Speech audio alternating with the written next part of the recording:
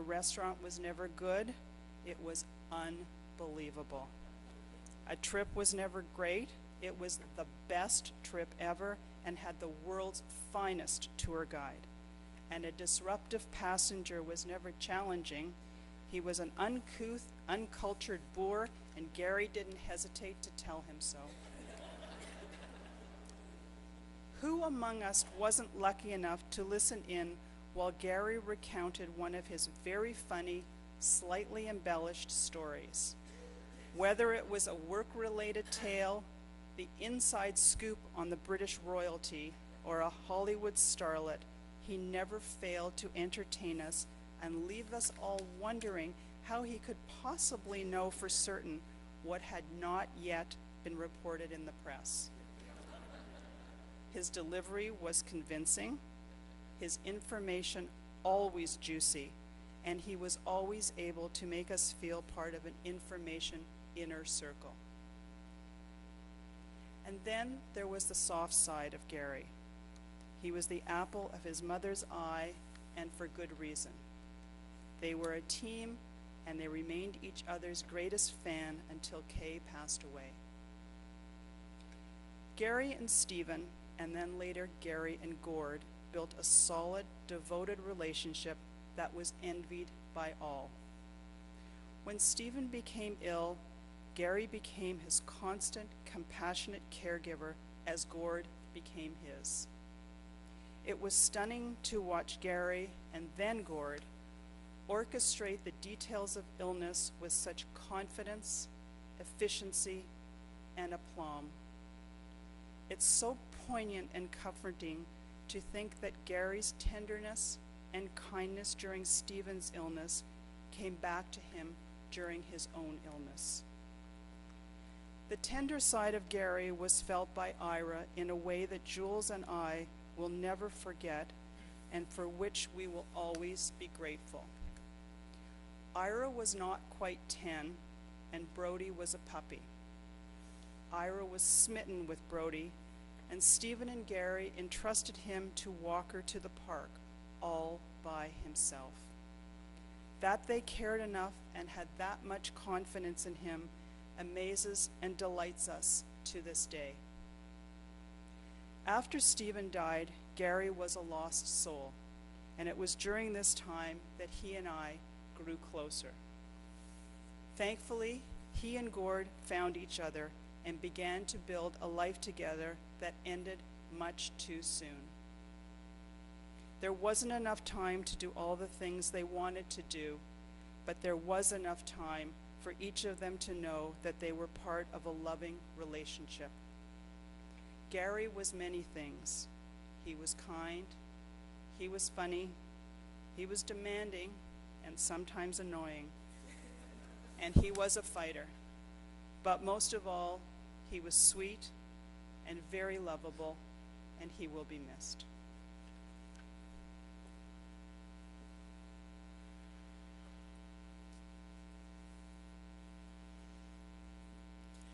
My other half, Hugh Garber, introduced me to Gary 37 years ago for Gary's approval.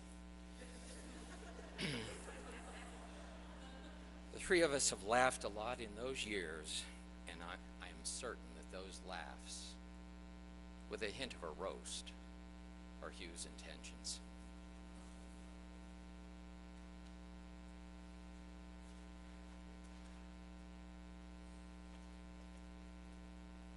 Before I begin, I have to let you all know that Gary's favorite episode of the Mary Tyler Moore Show was the Chuckles the Clown funeral episode. So feel free whenever. Don't hold it in. 1969, 42 years ago, I returned to Montreal after spending several years in Europe. I'd lost touch with my high school friends, so I really didn't know anyone my age anymore. One day while shopping at Eaton's, I spotted a really super-looking guy selling men's sweaters named Giulio Agostino. After chatting for a while and paying for my 9 sweaters, well, he was really good-looking. He invited me to join him and a friend the following evening for a night out at the clubs. That friend was Gary Birchmore Carter, who, by the way, had just left his job with, are you ready?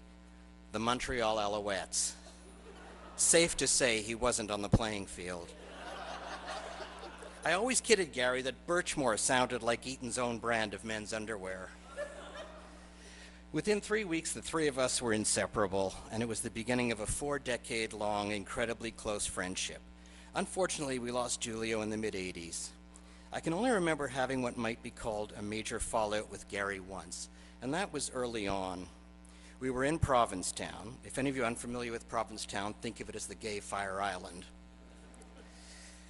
On one of our many summer trips there. About a month before our trip, Gary had some elective surgery. Yes, a nose job.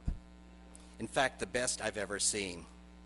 We were walking on the beach. I was wearing running shoes, as I always hated the feeling of sand under my feet. Gary kept complaining that I was kicking sand in his face and demanded I remove my shoes. I relented, took off my running shoes, tied them together, flung them behind my back, hitting Gary in his brand new $4,000 nose. I was called names that would make George Carlin blush.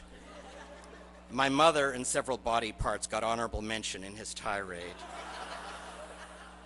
I need a mirror, Gary yelled. Do you think anyone here has a mirror?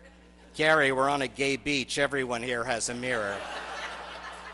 After checking that his new nose was still intact and that I had avoided a major lawsuit, we continued along the beach with the girls playing touch football and the boys, hundreds of them reclining with sun reflectors. It's a miracle that we didn't set Massachusetts on fire. Gary gave me the silent treatment, even plying him with chili dogs, large orders of fries, and Diet Cokes couldn't melt his icy demeanor.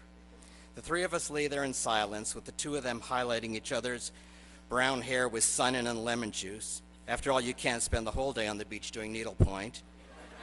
And the Bloods in the crypt think they're tough.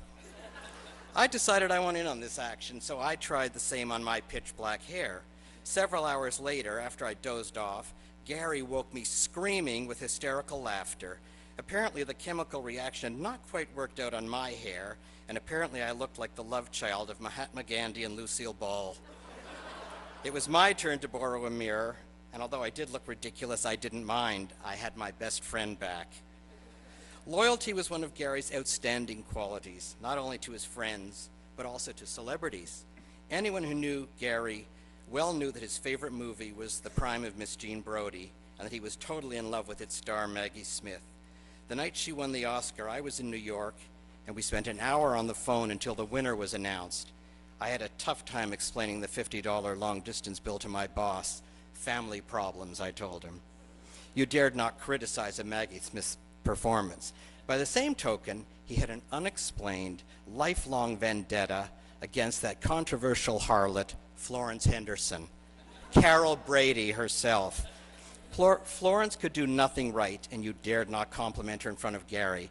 I loved pissing Gary off by constantly telling how great she looked on the Carol Burnett Show or The Tonight Show. I fully expected him to hire Tonya Harding to whack her on the knee during her recent stint on Dancing with the Stars. The only other major vendetta Gary had was against children under 12 sitting within 200 yards of his table at a restaurant. Any child who faced Gary's laser-like glare is probably still in therapy. Needless to say, we never made it to Chuck E. Cheese. Years ago, Gary and I developed a ritual.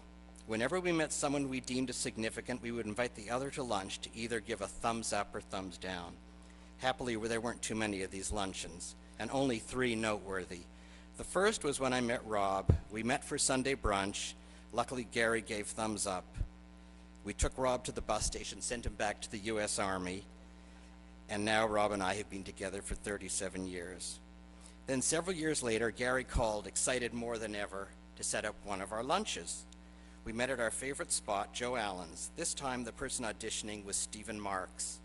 What can I say? He had me by the time the waiter described the soup of the day. What a team they were. What a team we all were. The 4 of us traveled together, Europe, South America, countless trips to New York. Then in the fall of 1994, Gary announced that we would all be going skiing together that winter. Gary never suggested, he announced. A trip to Whistler was booked courtesy of Stephen. Then the most important aspect of skiing for non-skiers was broached. As we'd be skiing for 5 of the 6 days, it was obvious we each needed 5 ski outfits. We dashed off to Corbett's in Oakville. Rob, Gary, and I went wild coordinating ski suits, toques, gloves, neck warmers, goggles, long underwear, and whenever possible, matching boots to our brand new skis. It was like Sex and the City hits the slopes. Of course, no one brought it to my attention that the black, purple, and chartreuse one-piece jumpsuit made me look like Elvis Presley in the latter years. Only after the whirlwind shopping trip did we realize that a couple of lessons might come in handy before the trip.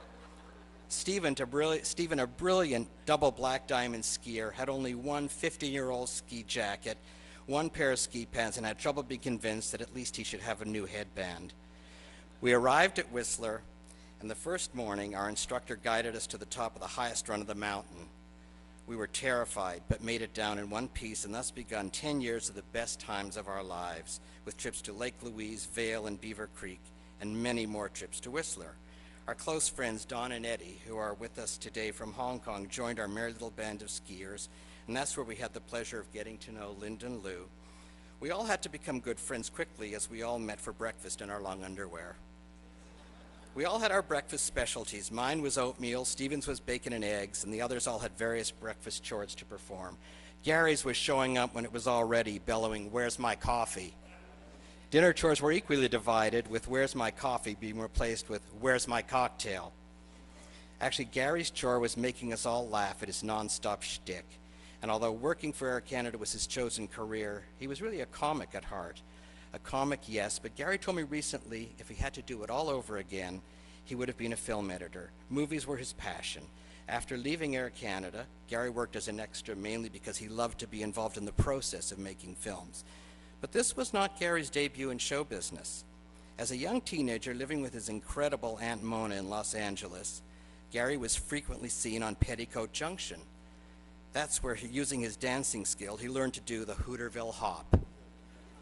If Gary liked a movie, you were ordered to see it. If he disliked it, you were forbidden to see it. The same went for restaurants. If Gary had an unfortunate incident, you were banned for life for ever going back to that restaurant. For years, Rob and I had to sneak into Pangea and Mildred Pierce, two of the many restaurants on Gary's blacklist, fearing he had a surveillance camera on his computer. But for all of Gary's love of fine dining, nothing made him happier than a forbidden, sodium-laden lunch at Center Street Deli. Stephen broke our hearts on Labor Day 2004 after a courageous battle with melanoma. Gary was heroic in his fight to keep Stephen alive. Talk about stepping up to the plate. It was really a tough time for Gary those months following Stephen's passing, and then in the spring of 2005, Gary called, "We have to have one of our lunches. I've met someone special." We were overjoyed. It was Easter, so we suggested he bring his new friend, Gord Whitney, to Easter lunch at our farm. Well, the day didn't go exactly as planned. After lunch, Gord kindly offered to give a house guest of ours a lift back to Toronto. This would avoid her having to lug her huge duffel bag on the bus. Immediately after the three of them left, we realized that our house guest had gone through our house pilfering many items, including an 8-pack of toilet paper. No wonder her duffel bag was 50% heavier than when she arrived. Gary called a couple of hours later to get our impression of Gord. "Oh, Gord's great," I said. "There's only one problem. He drove the getaway car." They were mortified, but eventually we did all laugh about it. Thankfully, Gary and Gord had more than 3 healthy and happy years together before it was Gord's turn to step up to the plate. And step up to the plate he most certainly did, as we all know. What Gary went through the last 2 years was beyond what anyone should ever have to endure. He did it with courage, determination, gratitude, and whenever possible, with humor. They say that every cloud has a silver lining. Well, Gary, your cloud was lined in platinum, the platinum being Joanna, Linda, Kathy, and Rob. You were the platinum lining in Gary's cloud. Together, we were the Tuesday night supper club, each of us bringing the foods that Gary craved so much. Whenever possible, we were joined by Louis, Jules, Dick, and what made it special for Gary, really special, were the times when Ira and Joey joined in. These two wonderful young people actually wanting to spend an evening around the table with a bunch of old fogies. And they were over 12 and didn't play with their food. For a couple of hours, Gary wasn't sick. He was just another family member at a raucous family dinner. I have to single someone out now, and I'm going to pay dearly for it later. Rob Kiefer.